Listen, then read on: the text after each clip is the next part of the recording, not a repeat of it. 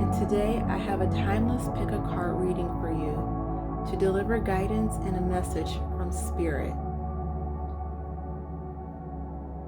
So tune in to your inner self and your highest self and pick from the piles. Pile 1, Pile 2, and Pile 3.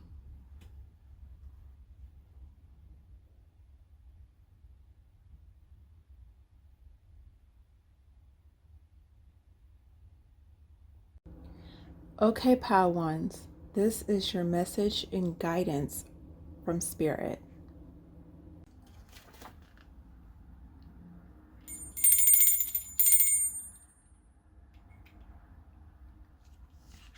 Okay, Pile 1.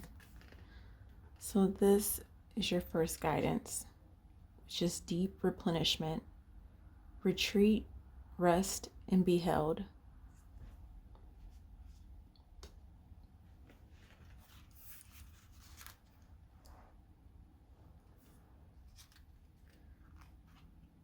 And this is an activation card. So the most selfless thing you can do is to fill up your own inner well. When we are running around half filled, we subconsciously look to things and people around us to give us nourishment and nourishing that we so deeply crave. Nothing can grow in burdened lands. You are no good to anyone if you're running on empty. The feminine is bountiful, fertile, and rich. Tend to your own well and watch the amount you have to give multiplies. If your inner well isn't full, you will find yourself craving things from the outside world to fit in. This is our body's instinctive way of reaching for the grounding and nourishing that we are not allowing ourselves. What nourishes you? What refills your body? What is nectar for your soul? What brings you back to life? What is the secret medicine? What makes you feel abundant and fertile? Overspilling with life.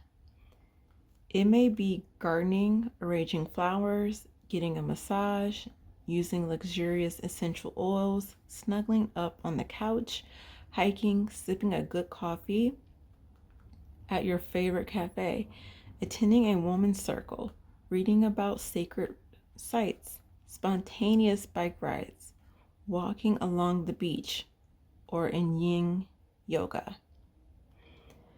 What nourishes you in your medicine? What nourishes you is your medicine. When you give yourself the medicine that you need to be nourished, you nourish all those around you, for there is more than enough to go around. Okay, you see that? Work your light activation. Do something that deeply replenishes you today. Okay, so that's your first card. Second guidance is Anna, grandmother of Jesus, seeding the light, laying foundations, divine plan.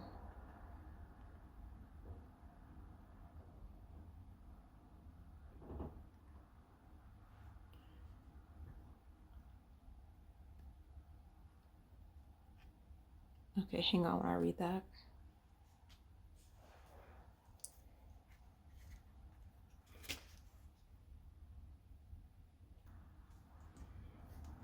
Okay. Anna, grandmother of Jesus, seeding the light, laying foundations, divine plan. Anna, grandmother of Jesus, was an ancient mystic who dedicated her life to laying the foundations for Christ's consciousness to be woven through all of life. She is not widely known, but without her, Christ's conscious would not be rising as it is today. Anna represents the quiet dedication that is sometimes required to live a life of service. She represents the generations that came before that devoted their lives to dreaming a new world into being while knowing that they would not see the glorious end result. She represents the dutiful soldier, the unconditional mother, and the mystic who can see the thread that is woven through all of life. Anna teaches us that we all have a part to play in the divine plan. It doesn't have to be on the world stage to be significant. One person's part is not worthier than another. One person's part may be to mother their children. Another's may be to gather women in circle each month. No part is better or worse, more important or less significant. We each have within us a seed of light that we incarnated to share. Anna is giving us all to remember and surrender to our part of the plan. Okay.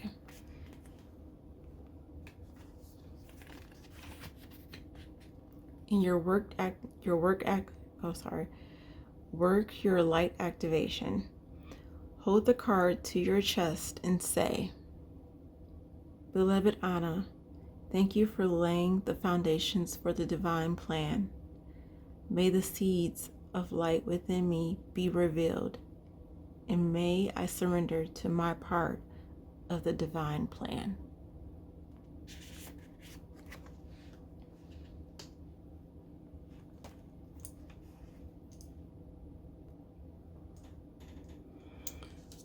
Okay, Padawan, so for further guidance, the cosmic egg, the divine feminine, was selected. Your soul selected. I hold the universe within me. I am the force of an ever-expanding love. Let's see.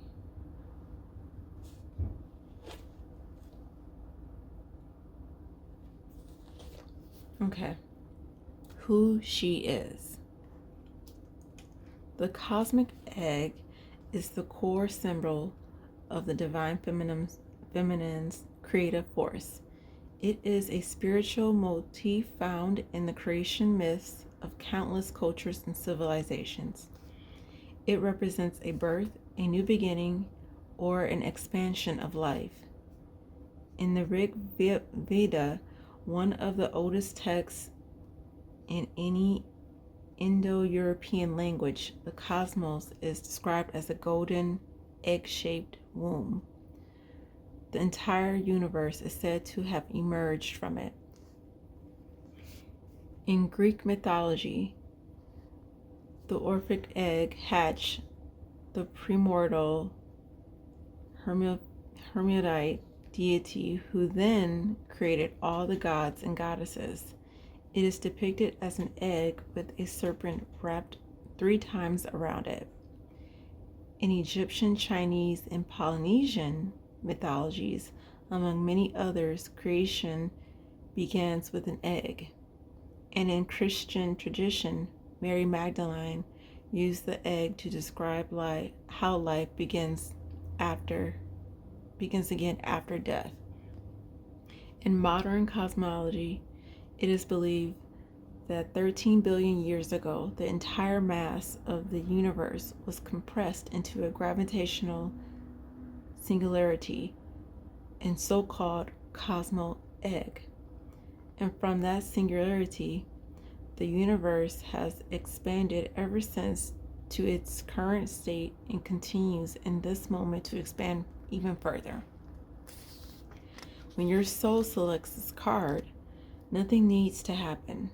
Everything is exactly as it should be. You hold the universe inside you. All life emerges from within. If you try to exert pressure for something to exist before it's ready, that new life within you won't have the time it needs to fully form. The cosmic egg is the essence of divine feminine.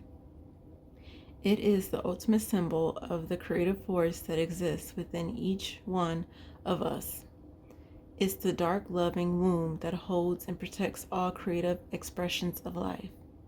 If we allow within us to emerge in divine timing, in kairos, or soul time, then what's within us will transform us. The egg is the trust that what is ours can never be taken from us, so there is no need to answer the ego's push or rush to the process. To impress others or to complete something on someone else's timeline.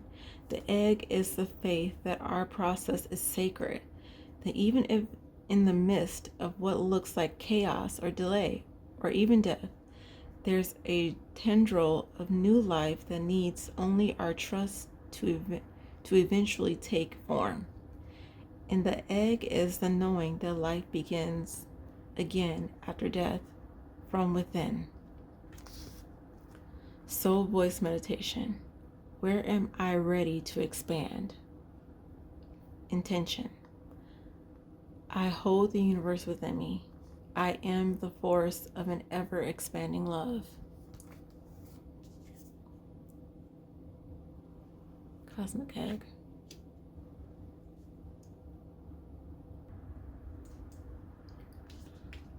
Okay, and for the tarot, you got the Nine of Cups reversed.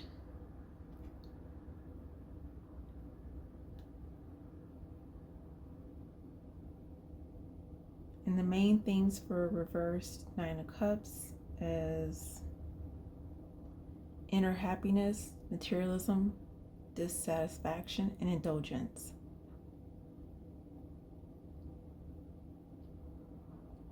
Even when it appears that you have everything you have dreamed of, it can still feel like something is missing deep down. Have you pursued material gain at the expense of your spiritual growth or emotional fulfillment? For example, you might own the most expensive home or car on the block, but you never see your friends and family and are pretty miserable. This is the essence of the reverse Nine of Cups, and when it emerges in a tarot reading, it asks you to reconsider what you're wishing for and align it with your highest good. You may have lost touch with what's important to you, instead favoring ego and chasing what will impress others. The reverse Nine of Cups is a sign that instead of looking outside yourself for happiness, you should search within. Success and happiness mean different things to different people. So instead of doing what you think will make other people happy, do what will make you happy. Ask yourself, what does success look like to me? And how will I know when I am successful? If your outside world is not bringing contentment, change your definition of success. Sometimes the reverse Nine of Cups suggests that you are frustrated that your wishes have not come true yet. Your expectations may be unrealistic, or you may not be actively pursuing your dreams, hoping that they will manifest with little input or action from you. You may have chosen goals that are not satisfying to you, and if so, it's best to let them fall by the wayside. Now is the time to reconnect with your goals and dreams and recommit to bringing them to fruition. You may need to tweak your goals to keep them in full alignment with your personal values, and you may need to be more proactive in creating an action plan to see your goals come to fruition. Nine of Cups reverse serves as a reminder not to overindulge at the expense of your health and well-being. You will be prone to overdoing it on food, alcohol, drugs, partying, or spending. Keep everything in moderation and focus on the long-term consequences of your actions, even if they bring short-term pleasure.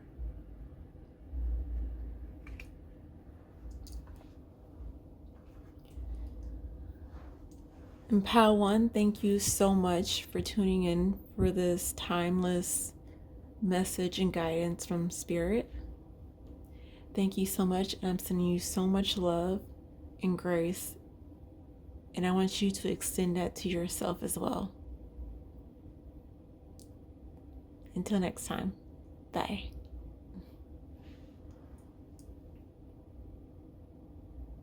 Okay, Pow 2. This is your message and guidance from Spirit.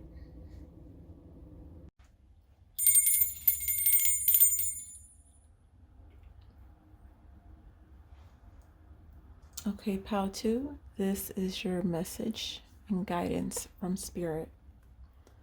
First message is Mirror. Who or what is triggering you? Okay. The filter of your own experience is how we experience life 90% of the time. Through our own projections,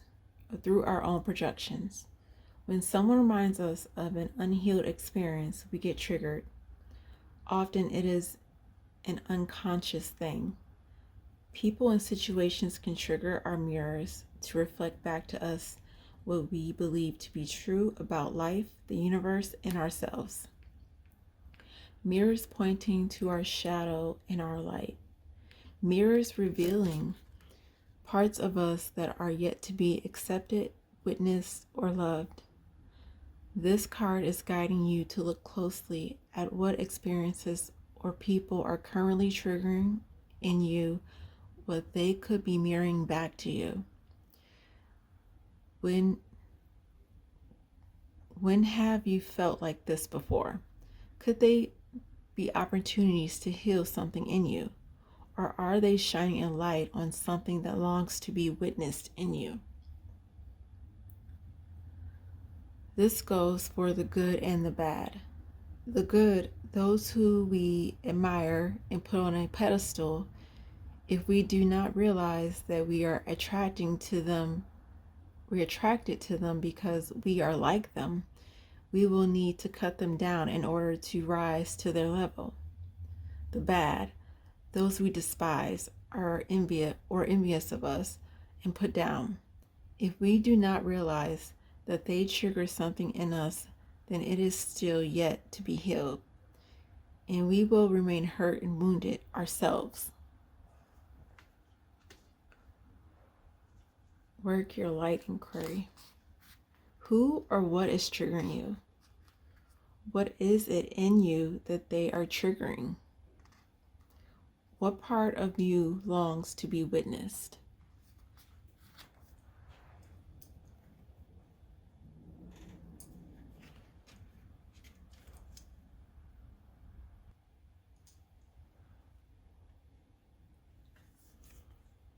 Second message, boundaries.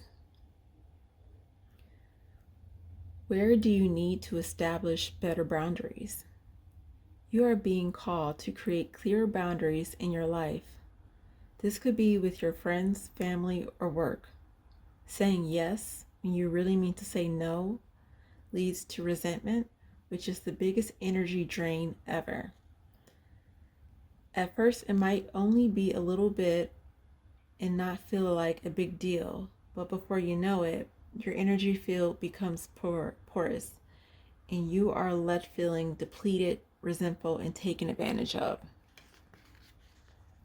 Saying no and having clear boundaries is actually a spiritual act. The most giving, loving, compassionate people are those with the clearest boundaries. For when they say yes, they are able to give unconditionally. When your boundaries are clear, others know where they stand, and you are able to give freely. If you are not clear where your boundaries lie, this causes confusion, resentment, and energetic cords to be planted. If you are saying yes when you really mean no, you are likely needing something yourself. Ask yourself, what part of me needs something from them? It could be a need for approval, a fear of being seen a certain way, or a fear of loss. The best way to gauge your boundaries is to check in with your belly. Your belly is the second brain. It has an intelligence known as your gut feelings. Tune in to this space when deciding what is okay for you, How does it feel? What is it trying to communicate with you? Where in your life do you need to establish better boundaries?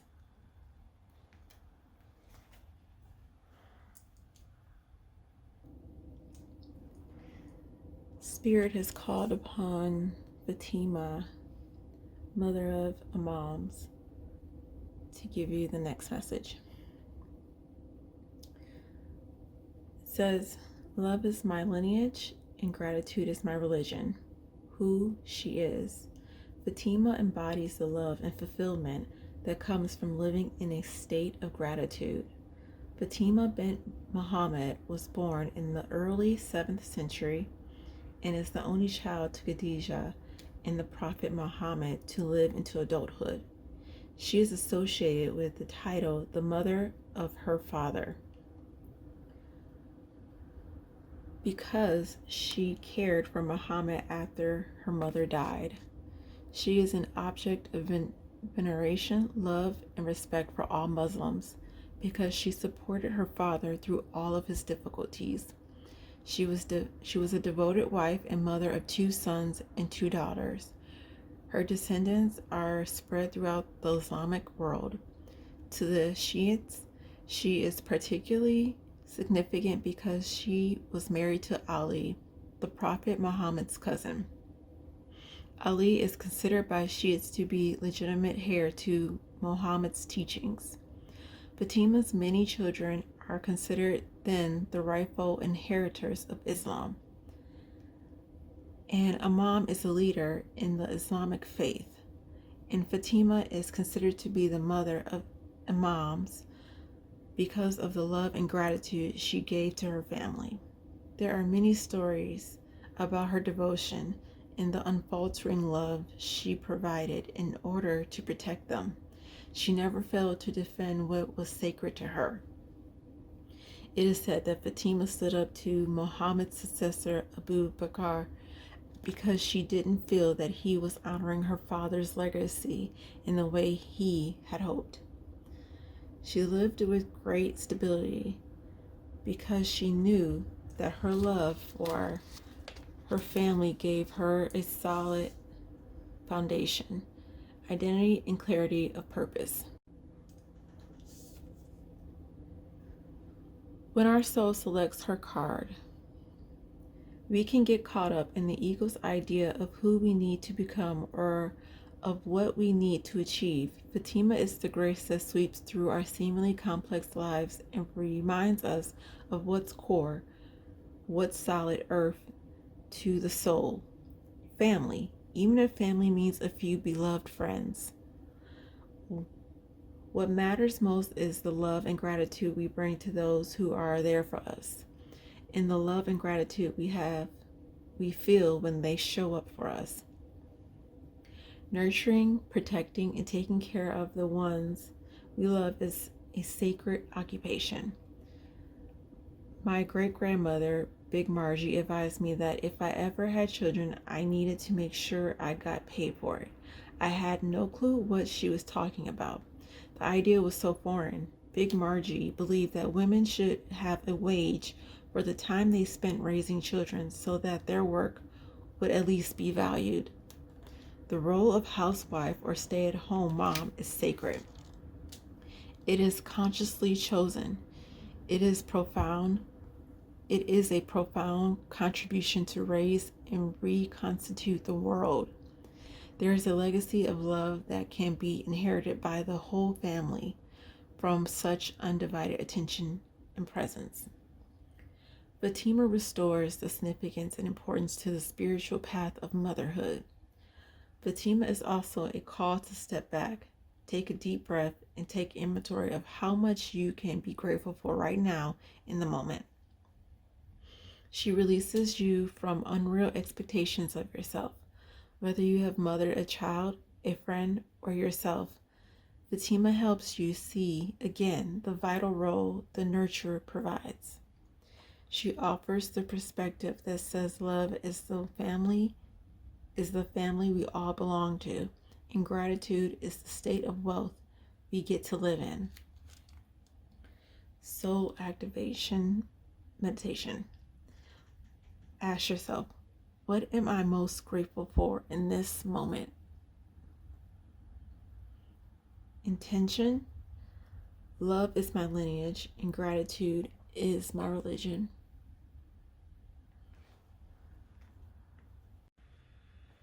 King of Cups reversed. The King of Cups reversed indicates that you are focusing your attention on your innermost feelings. You are discovering the emotions stored in your subconscious mind and how these emotions affect you. Through this work, you hope to gain a stronger sense of control over your emotional well-being so that your feelings don't steer you away from living your best life. You may read more self-help books, journaling, or seeking the support of a trained counselor or hypnotherapist so you can journey deep into your subconscious mind. When the reverse King of Cups appears in your spread, you may be more prone to emotional upset and drama. Others may trigger you or push your buttons hard, even to where you worry you might lose it and throw an emotional tantrum. You may feel moody, depressed, anxious, and unpredictable. You may also lack in self-compassion, beating yourself up over small things that have gone wrong. If this resonates, seek to understand the root cause of your emotions and bring your conscious awareness to the impact they are having on your life. Pay attention to your emotional balance and find your place of calm and compassion. Other people may trigger these emotional responses in you, but it is up to you to stay in control.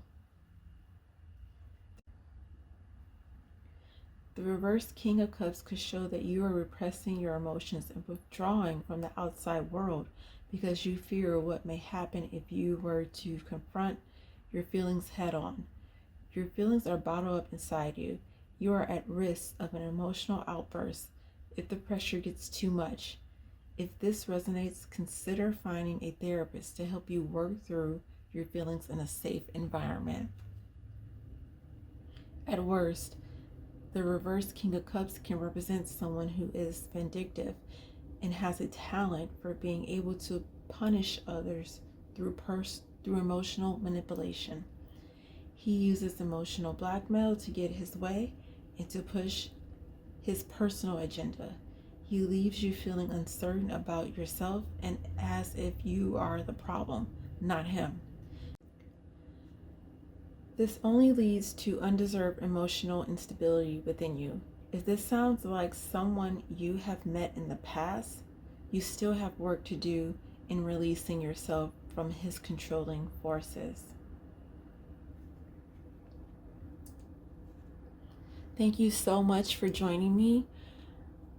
And please be gentle with yourself and give yourself grace. And until next time, thank you so much, pal number 2. Much love. Bye. Okay, pal 3. This is your guidance and message from Spirit.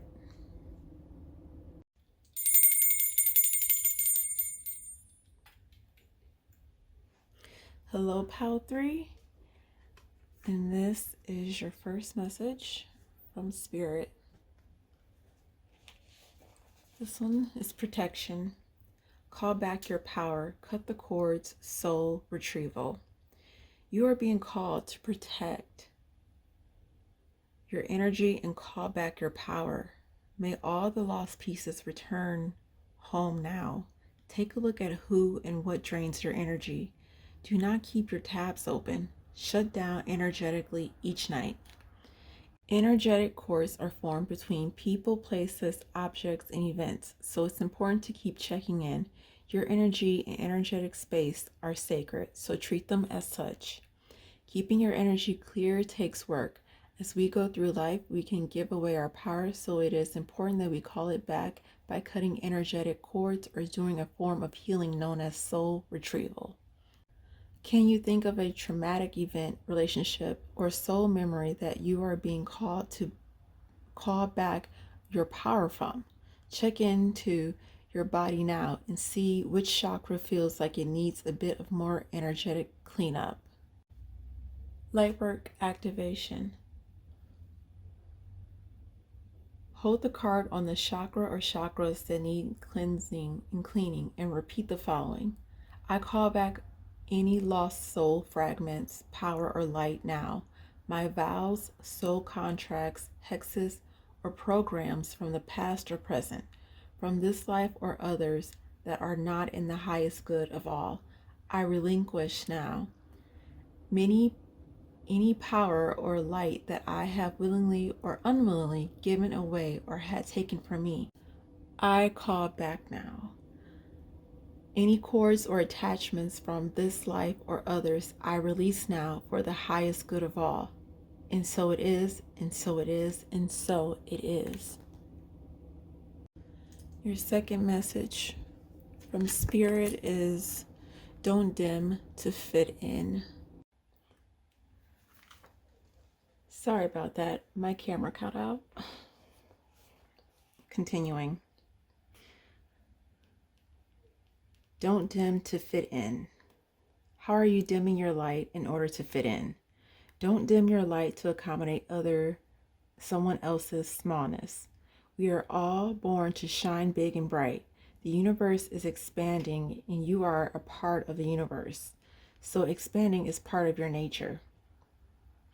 If someone makes you want to retract, notice, and slowly back away. They are not for you and you are not for them. Better yet, find it within yourself to expand and shine your light anyway. Flowers don't open and close according to who is walking by. They open and show their beauty regardless. If others don't want to be around you or you make them feel uncomfortable, it's because you are shining light on the fact that they are dimming to fit in. By choosing to shine bright, you may just inspire them to turn on their light too. Or not. Keep your light on anyway. All relationships are essentially an energetic agreement. The moment one person decides to start rising up and allowing their light to shine, it changes the energetic agreement and can create some waves. That's completely normal. The relationships that are meant to last will adapt to the change in energy. Others won't because they are likely born under the provision of I love you as long as you don't shine brighter than me. That's okay. Not all people are meant to be in your life forever, but the lessons they teach us can live on. How are you dimming your light in order to fit in? Spirit is asking.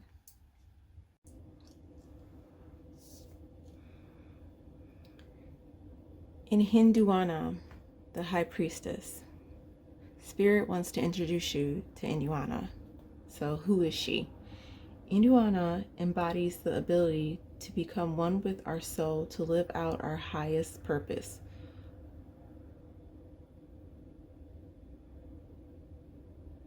Induana is considered not only the first known female poet, but also the first named literary author in history. It is believed that Induana was the daughter of the Sumerian king Sargon of Akkad. She was given the title of In, which signified her tremendous political power. Sargon of Akkad named her the high priestess of the most important temple in Sumer, and she was charged with the lofty task of molding the Sumerian gods and goddesses with the Akkadian ones to create stability in the empire.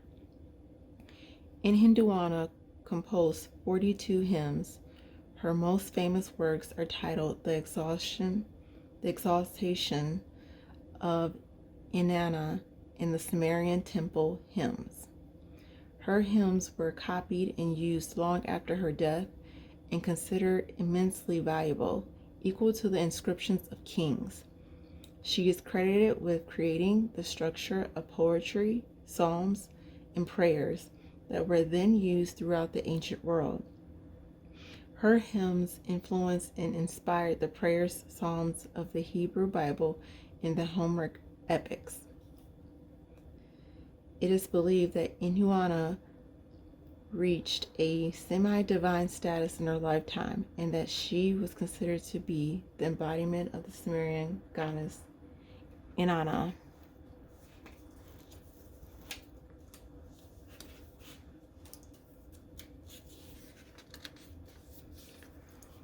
Okay. So when your soul selects this card, over 4,000 years ago, the highest priestess Inuanda wrote in the exaltation of Inanna, most precious lady, beloved by Anne, your holy heart is great. And in the Sumerian temple hymns, whatever enters you is unequaled, whatever leaves endures. She is the limitless love and the inexhaustible power that moves through us when we merge with the soul. We each have a personal myth. We each have an Ishta Deva, a personal deity who inspires and compels us to bring heaven right here on earth by moving us with the fierce conviction that we're divinely led. Inuanda encourages us to integrate our light and our dark, to bring our unconscious aspects of self into consciousness. The high priestess is often described as the guardian of the unconscious. She is that aspect in all of us that holds the veil of awareness that separates us from our inner depths. Inuanda is about merging the awareness of our soul and all the love and power it gives us with our individual personality or ego, what Swiss psychologist Carl Jung would call personality 1 and personality 2. Inuanda wants you to live and breathe your soul. She wants you to become so intimate with it that there is no longer any separation, and there are no more excuses or apologies for how powerful you are. You are the high priestess. You are this eternal. She whispers, your holy heart is this legendary. What allows me to experience the reality of my soul? Ask yourself that question. Your attention is, I am one with my soul, and my soul is a legend, is a legacy of love. I am one with my soul, and my soul is a legacy of love. Okay, pile 3. Your tarot card was Temperance upright. Upright, this card represents balance, moderation, patience, and purpose. The Temperance card shows a large winged angel who is both masculine and feminine.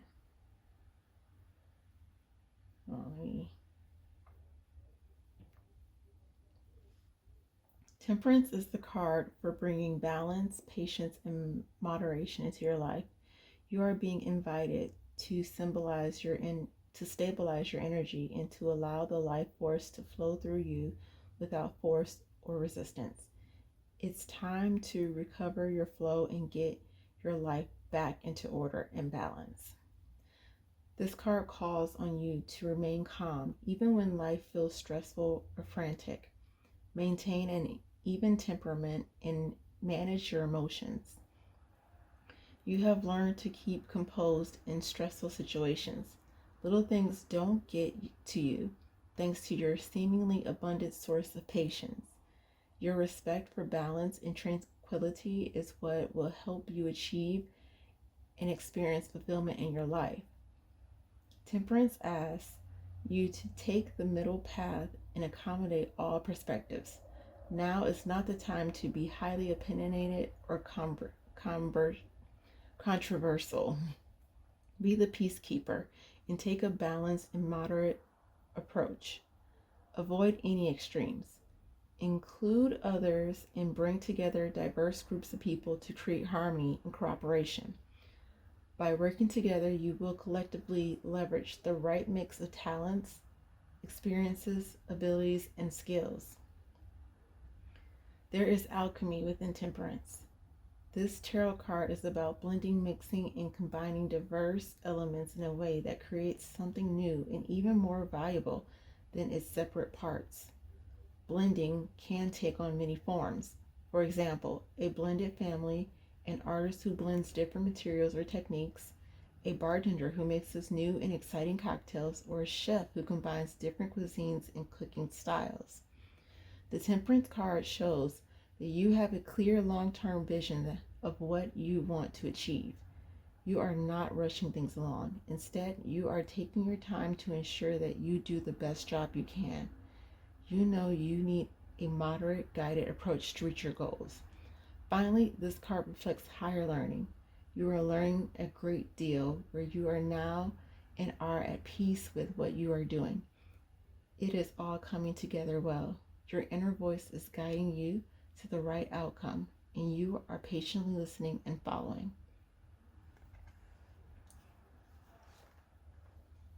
That's all the message that Spirit has for you, Pile 3.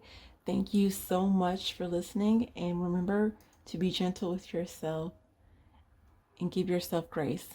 Until next time, thank you so much. Bye.